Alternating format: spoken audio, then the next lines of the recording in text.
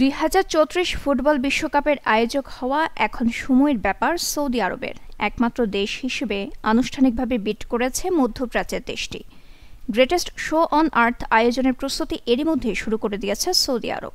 18 November সোমবার প্রকাশ করেছে king Salman stadium নিয়ে তাদের মহাপরিকল্পনা। মূলত সৌদির ফ্ল্যাগশিপ প্রকল্প ভিশন 2030-এর আওতায় হবে এই স্টেডিয়াম।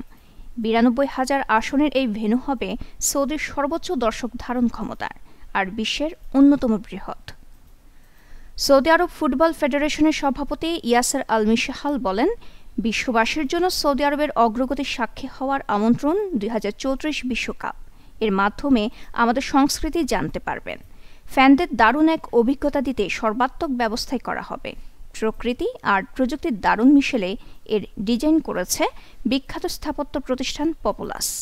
বিশ্বের সবচেয়ে বড় ক্রিকেট স্টেডিয়াম নির্মাণও হয়েছে তাদের হাত ধরে।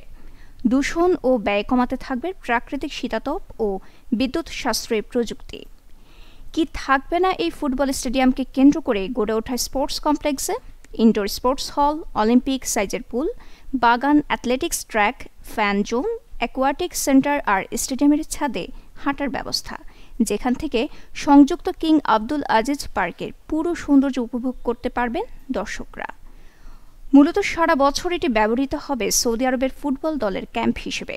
নিরবিচ্ছিন্ন অনুশীলনের জন্য থাকবে একাধিক ট্রেনিং গ্রাউন্ড। পরবর্তীতে যুক্ত করা হবে ভলিবল, বাস্কেটবল ও প্যাডেল কোর্টও। কয়েক বিলিয়ন ডলার ব্যয়ে নির্মিত এই স্টেডিয়াম পুরোপুরি চালু হবে 2029 সালের শেষ নাগাদ।